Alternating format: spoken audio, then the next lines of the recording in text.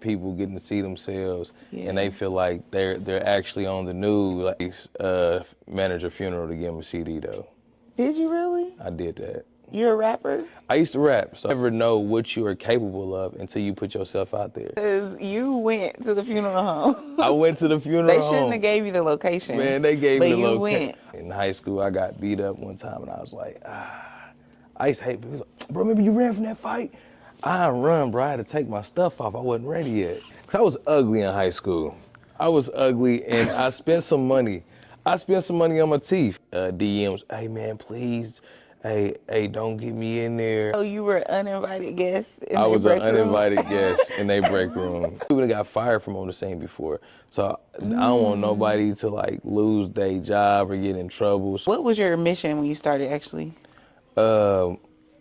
It was kind of like just like to capture the culture. The news got a little bit, but I'm like, they ain't gonna see this. It was really just to show the culture in a good light. Yeah, it was almost like you captured the things that they might have edited out. Yep. But the things that they would have edited out were so rich, no pun intended.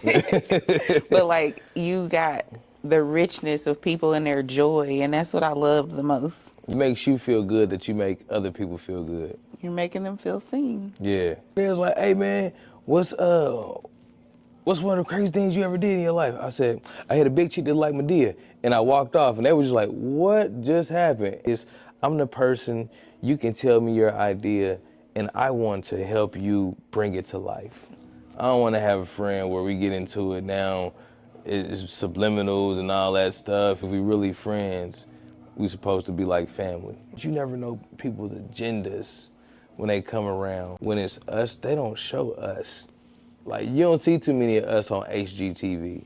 And what's funny is we're there. We're doing the work. We're adding the creativity. We're sparking the creativity. But that's why we can't let other people write our history. We have to write our own. And Ladina and everything they've been doing for the city. Shout out Midwest League. Shout out to Midwest League. Shout out to Midwest League. Shout out to Ladina. Let's get it. Midwest League, where we started. What's happening? Welcome back to Midwest League Podcast. I'm Ladina, and I'm here with Rychard V from On The Scene TV. Welcome in, welcome in. Thank you, Ladina. You look cozy. I am very cozy. You got a lovely couch here and the pillows. Like, I feel like I'm in your house. Yeah, her home design actually came in and set this setup for us. That's probably my favorite pillow. Like, I love these. She does interior design, and she does like this program where she teaches the kids how to build houses. Oh yeah, yeah. She like somebody like her. I need to get in contact with, because it'll be perfect for On The Scene TV cribs. Like, I like the interior design, the houses, all that. So you're planning for like spin-offs of your. Yeah. So On The Scene, I noticed the expansion. Like, you started with, what was your mission when you started actually? It was kind of like just like to capture the culture, just outside, just capturing us during, especially here, like during the finals. The first time I was out there, I was like, this need to be captured. Like, the news got a little bit, but I'm like, they ain't gonna see this on the news. We got to show how we really are here, like how proud we was, and it was really just to show the culture in a good light. Yeah, it was almost like you captured the things that they might have edited out. Yep. But the things that they would have edited out were so rich, no pun intended. But like, you got the richness of people and their joy, and that's what I loved the most. Yeah, it was fun, especially like when the Pacers was winning and people were just coming outside and just like, yeah, man, we just did it. I was like, oh yeah, this is tight. Like, I don't think Indianapolis really experienced that type of fan moment outside of like just a regular game. Yeah. Because well, not in my lifetime, I don't know about us having like the finals coming through the city and just us congregating downtown like that. But then again, I am a 90 baby, so. And so I remember seeing you down there, and you had like on the scene, written on a piece of paper, taped around your microphone. Yep. But it was almost like that was part of the allure of it. Like it just felt so authentic, you know? Like nothing, there's no barrier that's gonna stop me from going live. Yeah. I was at work and we had these little cars that we put they were called combine cars. And you gotta like, it's like a ticket to go with the material. And I was like, man, I need a flag or something around my mic. I need to let people know what's on. Cause I didn't even know what things was called. I was just like, I need something around the mic to let people know they're watching On the Scene TV. And I took the card, folded it in threes, and like a little triangle right on this. People like, man, what you at work doing? I'm at work. People like, what you doing? I'm like, working on my business, man. Working on my business. But that was a fun time because people thought it was called a lint roller. Somebody called it a brush. It got called so many names. It was an actually microphone, an actual mic with the little fuzz thing on top. I needed something put around, but it was a good. I still got it. When did you decide it was time to like upgrade your things? When I was downtown during the finals, I met two different companies. One was called Overtime, and the other one was called Tick Pick. And these companies basically they like, I know Tick Pick is like a ticket company. I think they do like last minute tickets to events, and they got a guy like me that they send out to like interview the people at the events that they done bought tickets for. And I was like, and he had a flag, and I was like, hey man, what's that called? He was like, it's called a flag, bro. And I was like, how long you been doing this? He's like, I just work for the company. I said, it's a company that's doing this? And I'm going to work, and man, I said, I need to make my own company. And I got on Amazon, and I was looking up the microphone flags and got my flag. That's cool. So you talk to other creators, and other creators help put you on game to grow your business. Yep. Like people always act like, or there's a lot of people that act like it's a competition, but you've never really seemed like you have that kind of attitude towards it. Man, I would tell people where to go get the flag. I tell people go get you a Rode mic, because I feel like Rode mics is one of the best. Other than these mics that we got on are some good mics too. Like Rode and what are these called? DJI. They go hand in hand. I tell people, because I want people to do content creating. You know what I'm saying? Like I want people to do, because you never know what you are capable of until you put yourself out there. And the On the Scene TV that everyone see today, I did in Vegas. Like I did it on 4/19, but I went to Vegas for 4/20, and I was just on the strip, and I just had my microphone, and I started talking to people, and I started doing it like just different cuts, like different little segments all into one video instead of doing just one continuous video of me interviewing one person. Yeah. And I remember when we first connected, I was like, that actually was like my favorite style. So that's what drew me to what you were doing, because that, and you had Mona on there. Yep.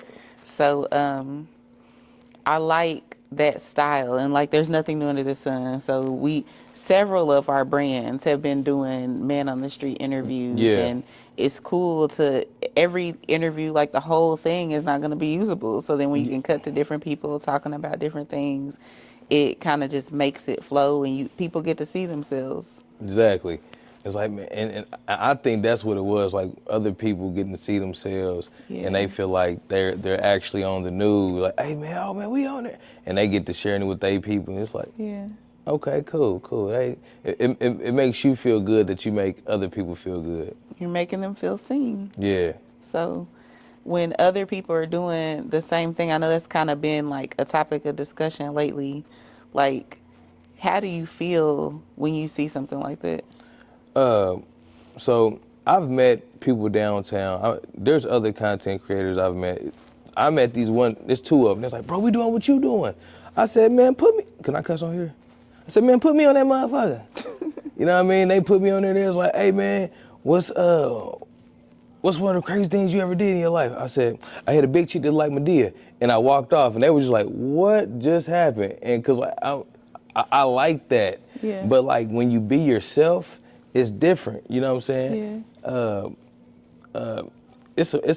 I can't, GOTV, I think that's his name. Geo be doing the same thing. Yeah. You know what I'm saying? And Geo been doing it before I was doing it. Yeah. So like, it's not, but it's not, it's GOTV. It's not on the scene TV. Mm-hmm. And when I see someone doing something that like if I inspired them and they turned into I want to be on there. Mm-hmm. But if you're doing what I'm doing, then we kind of got a conflict of interest or something going Yeah. on.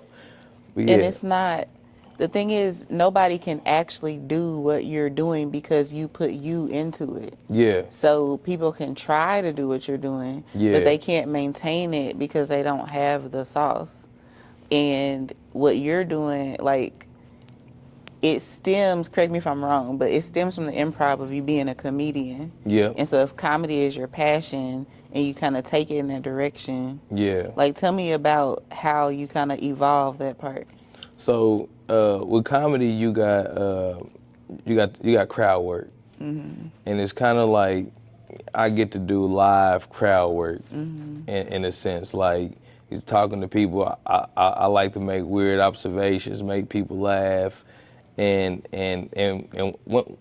once we already just having fun, and boom, we on camera. You know, I can't dance, but on the scene TV, you can't tell me I don't know how to dance. You know what I'm saying? I crank the same dance every time. I know how to do that in the jiggle.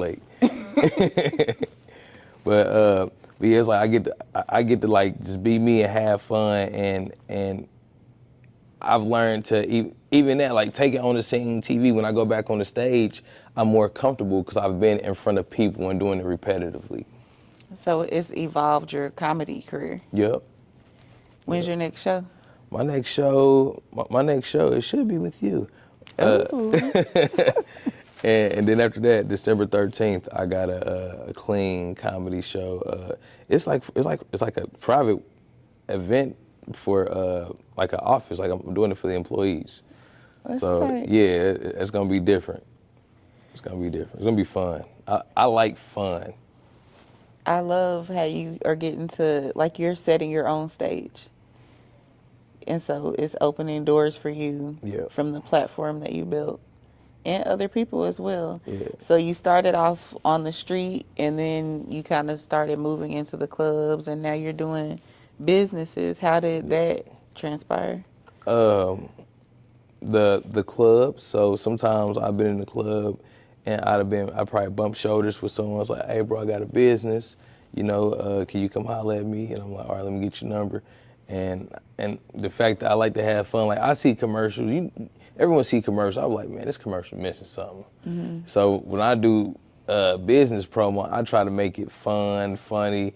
I try to give the owner or the person I'm doing the business for, I want them to feel like their business is the best business in Indianapolis or in the industry. Like we're gonna highlight this business, and I want to bring you some customers, and that part make me feel good because I don't really, not to say it like that, I care about the numbers on social media, but when I do a service for somebody, I care more about the people really coming in and seeing what this person has to offer.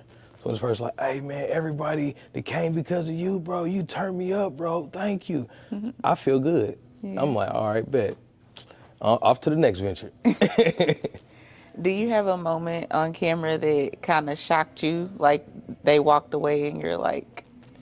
One moment on camera that shocked me, I think, was the first time someone like recognized me, and it was a female. She's like, oh my God, it's really you. Aww. And I was like, oh snap, because I don't know if she was playing or not, and I'm just like, oh, I'm gonna watch you all the time. Can I give you a hug? I was like, yeah, girl, get a hug in the picture. Come on. Yeah, I love that. Or like, my homegirl. She's not my homegirl, but we need to be cool. Asia, I seen her crazy butt downtown. She's like, on the scene TV, we live, motherfucker. Man, that was crazy. I was like, nah, this is crazy. It was tight though. It was like, it's one of my favorite videos. So whenever you go and do a business interview, like from the evolution of you working in clubs, like do you prefer one over the other, or do you still like? I prefer private parties now. Okay. Because private party, like with the club, I used to get so many emails, not emails, DMs. Hey man, please, hey, don't get me in there. I'm on probation. Hey, please don't. Hey, I wasn't supposed to be there. Hey, please don't get me. My job is in jeopardy. Or Are these people that took the mic? no, these people that probably was in the background. Oh, okay. I'm like, and they probably was in the background where somebody had the mic and they looked Yeah. up like, oh, there go a camera right there.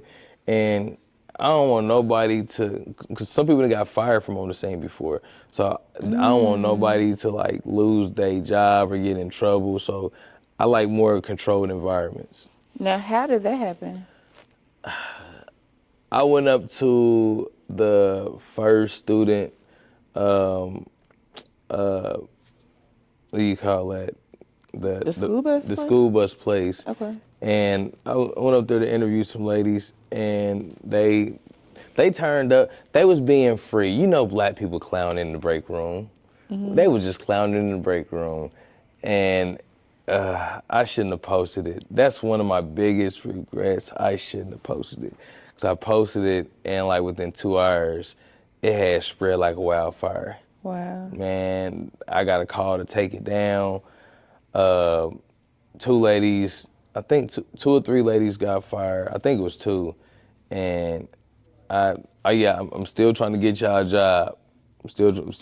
We gotta link up. We gotta get y'all a job. One of the ladies said she's still getting blackballed Oh my goodness. by the bus people. Like they telling other people like what she did. And I'm like, she ain't had nothing to do with this. I came up there on my own. IPS may be the first people to sue on the scene TV. So you were an uninvited guest in I their was an break room? uninvited guest in their break room. Oh my God. It ain't as bad as me sneaking into Yo Gotti's manager funeral to give him a CD though. Did you really? I did that. You're a rapper? I used to rap, so when I did music when I was in Atlanta, see, this is why being a celebrity, because somebody gave me his low. Someone, like, thank God I'm not a killer. Someone gave me his low, told me where he was gonna be at. It was like his manager just died. He had to be at this funeral home. And I had a CD, and this was before he had Glorilla and everybody. Somebody was like, bro, he just got this Rock Nation deal, bro. He need artists, he gotta sign people. And I'm like, shoot, I'm trying to be on CMJ. You know what I mean? I can see myself in CMJ. He was Who the is C-chain. wronger? Man. Because you went to the funeral home. I went to the funeral They home. shouldn't have gave you the location. Man, they gave me the But you location. went. I was outside. What did he say? So first of all, I didn't see him walk in, so I figured he must have already been in there. So I go in the funeral, and I sit there throughout the whole, beautiful funeral. Oh my God. It was a beautiful funeral. It was his manager's funeral, so like, I'm hearing all this nice stuff about his manager. I'm like, I should have met the manager before he died. He probably could have put me on. He put everybody on, just hearing all these good stories. I'm like, dang, he was a hell of a guy. And after the funeral, you know how everyone's like just kind of hanging outside the funeral at the doors. I'm just hanging there, and I'm waiting to see if I'm gonna see Yo Gotti for real. And he walks past, he shakes some guy's hand, and he looked me in my face and shook my hand, and I felt like I knew him. So I'm like, hey, Yo Gotti, I'm sorry for your passing, bro. And he got ready to walk, and I was like, hey, Yo Gotti, tapped him on the shoulder, turned around, I was like, hey, here go my CD, if you can check it out. And he took it, looked at me, put it in his pocket, and he kept on walking. The dude next to me, his name is Chubbs. He was an A&R at Def Jam. Never get this dude. He was like, because everything was cool until he made the issue. He was like, hey man, you just give Yo Gotti a CD at his manager's funeral? Hey, yo, so I had to get out of there. I'm like, hey, you doing way too much, my guy. If he ain't tripping, why are you? Who did way too much? I think they did too much. All it did was give us, he could have listened or not listened. Hindsight, he probably never listened. That was a terrible CD. I wasn't the best that I was, but I probably should have asked what car did he drive in and knocked on the door and asked one of the drivers, hey man, get us the Gotti when he get back in the car. I wonder if he remembers that. I mean, it does seem like a memorable moment. Yeah, I don't know. But He that's may or may cold not. that you I was desperate. want to be remembered like that. I was desperate. Like, when I was in Atlanta, I used to see all type of. I seen Gucci manager one time. I was like, "Hey, bro, I know you." He was like, I was like, "Take my CD." He's like, "I can't do it, bro." I said, "You can't take my CD." He's like, "That's not the way this works." I'm like, "But I see you. You see me. Like, just take it here." He wouldn't take it. QCP, same. I'm seeing. Blew me. I was like, "Oh my God." He's like, "Got my daughter. I'm with my daughter. Email me." I was like, "Bro, you got 1 million emails." You think he got a CD player in his car? He probably didn't know. He was in a new boy van. I didn't think of that. You or something else. I didn't think it. Now I think it was like 2017. He probably didn't have a CD player in the car. Damn. So, did you decide to be a comedian because rap wasn't working out, or you always wanted to be a comedian?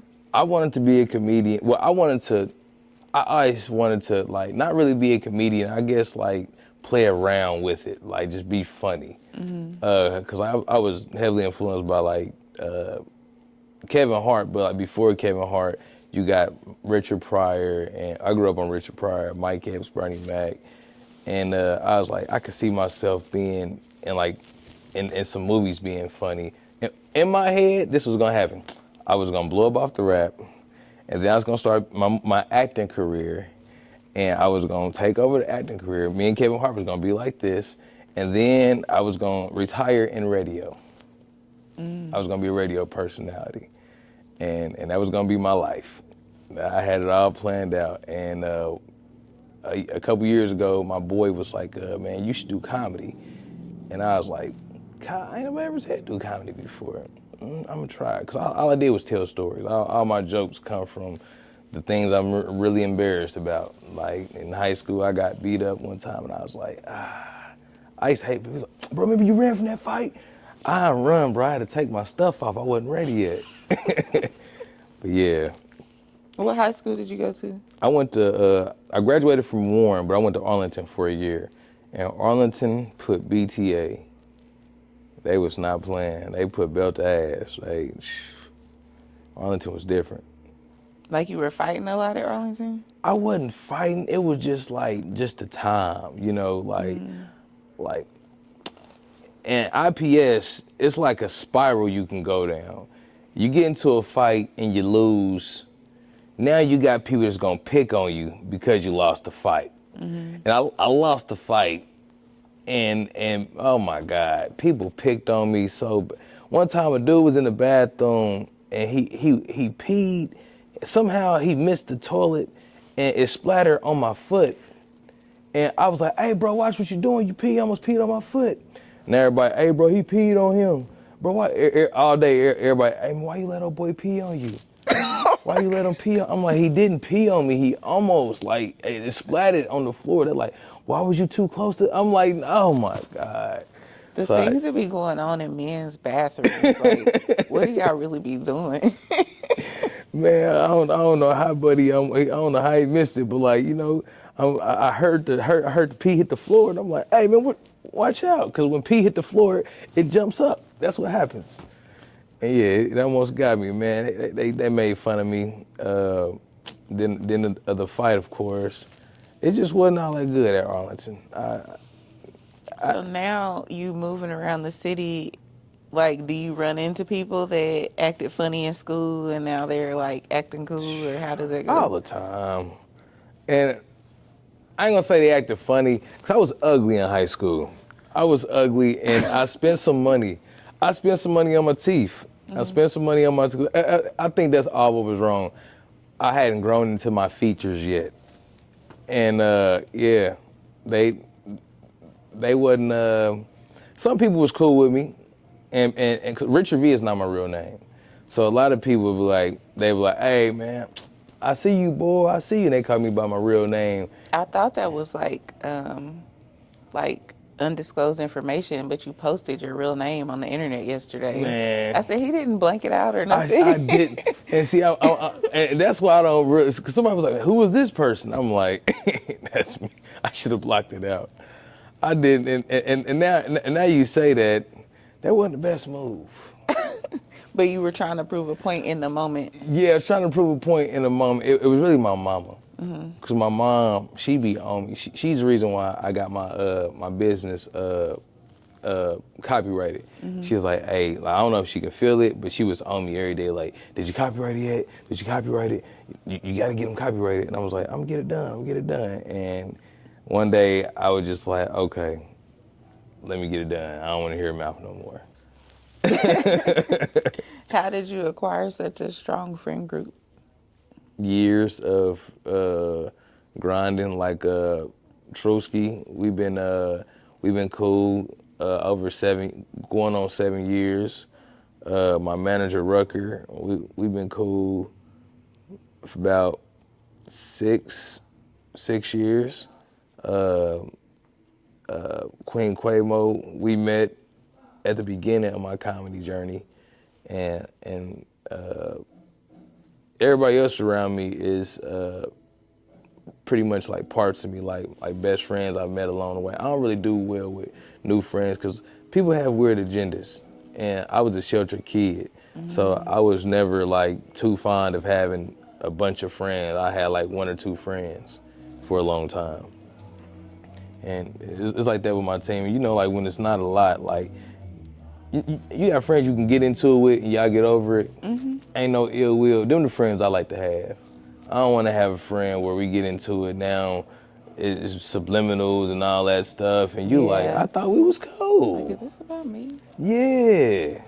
Like, nah, I don't play all that. If we really friends, we supposed to be like family. Right.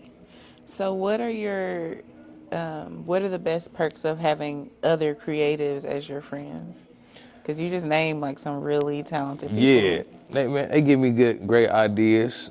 Yeah. Great ideas like, hey bro, I ain't gonna do this, but you can do this. Or they give me great voices, like when I be needing someone to talk to or like talk me through certain things.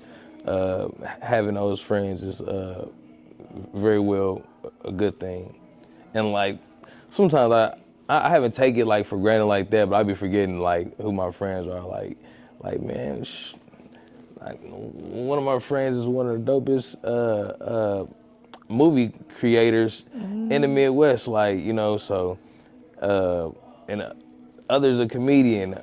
My other friend ain't nothing he don't know about business or can't find out about business. Yeah. And just remembering like, all right, these people you gotta. I have to keep counting on and not really caring about bringing too many new people. Not to say it like that, because something's like, oh, it's cool to have new friends, but you never know people's agendas when they come around. And because I'm like an open book. I talk about anything around anybody, and I had to learn you can't. It's not safe all the time.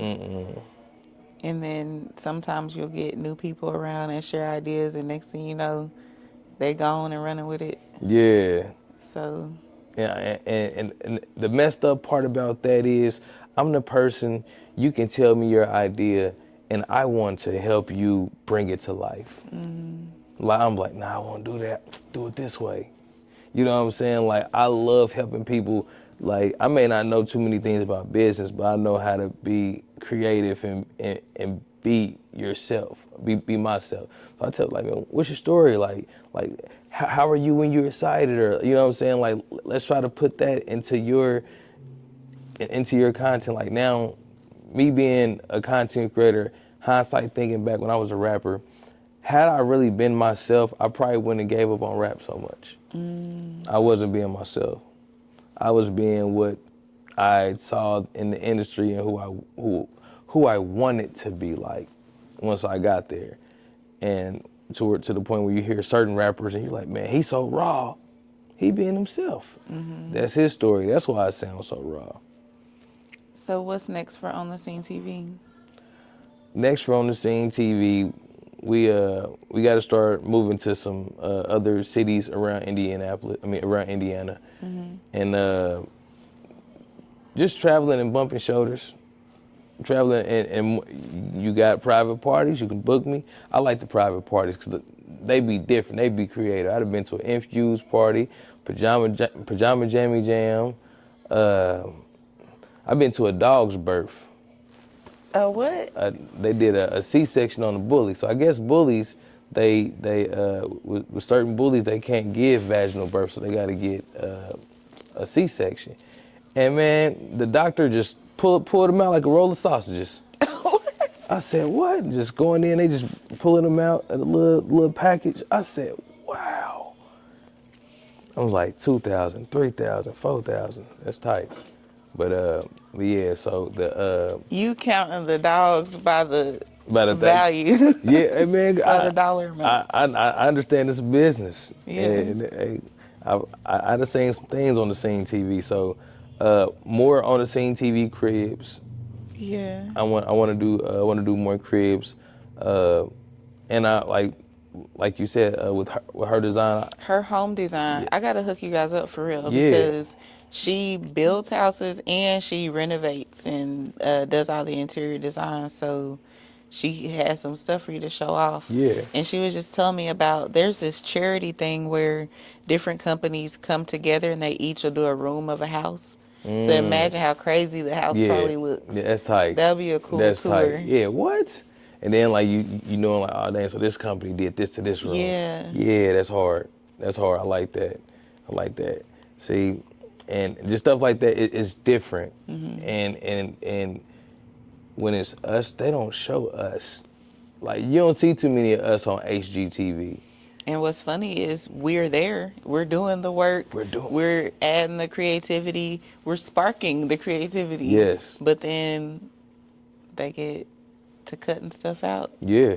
But that's why we can't let other people write our history. We have to write our own. We definitely That's do. why outlets are important. They definitely are. So I appreciate the light that you show people in and how it continues to evolve and how you take the time to cover community and politics. And I started doing music and then doing club things and kind of grew to more community storytelling. So the trajectory is familiar and I love that. I love to see it. Is that what your plan was or is that just how it happened organically? It happened organically like that. I was just trying to be funny. Like I said before, it came from me just like stemmed from me watching a lot of TV. Like, all right, I want to be a hood news reporter, just having fun. And then I seen the need for like just a voice, not a voice in the community, but a vision in the community. Because like you got guys like shout out to B Swift, you know what I'm saying, in the radio. You got those guys that still put on for the community. Like, I don't know too many. If they got a community event and they got a DJ there, guaranteed B Swift is going to be there. You know what I'm saying?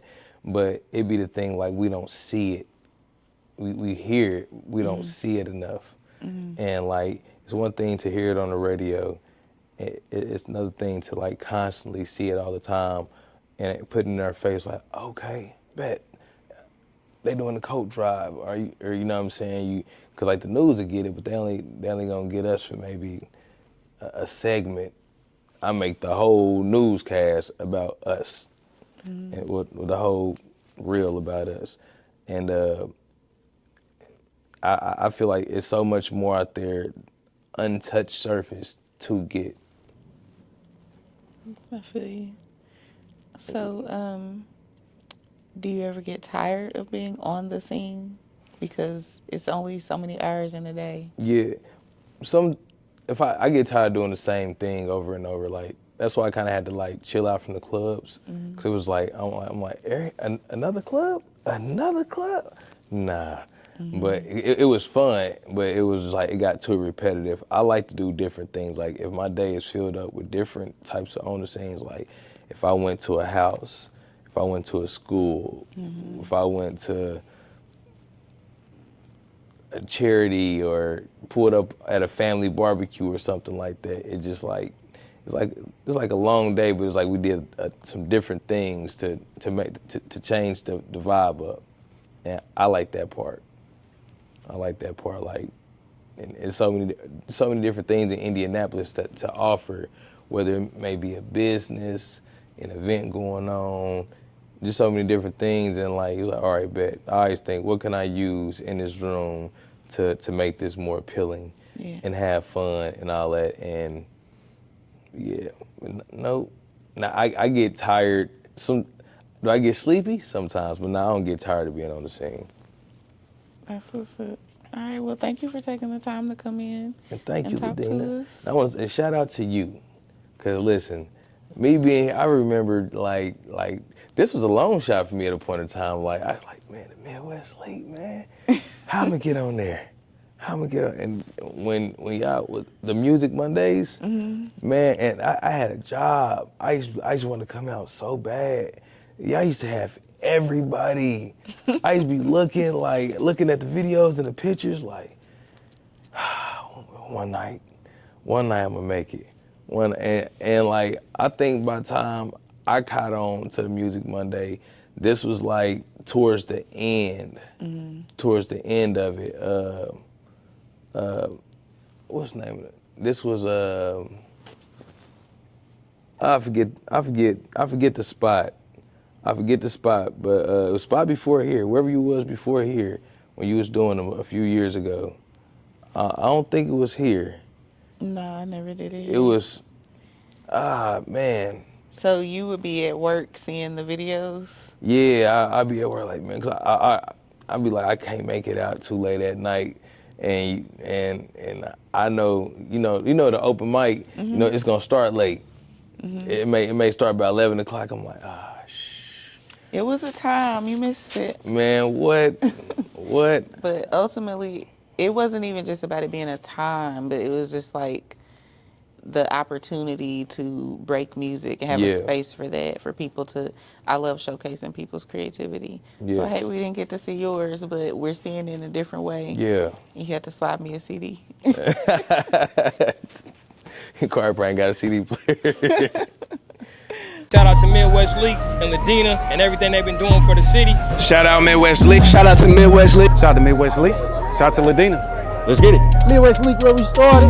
What's happening, Ladina? The Midwest League, man, they putting the city on the map. And big shout out to MidwestLeague.com. Man, shout out Midwest League. Ladina, you know what's going on. Shout out also to the Midwest League. Representing for Midwest League, you already know. Shout out Midwest League, man. We out here, the whole city popping out. Midwest League, that's my family. Shout out to the Midwest League. You know, I've been rocking with them since day one. Shout out to Midwest League. They are always out here in the mix.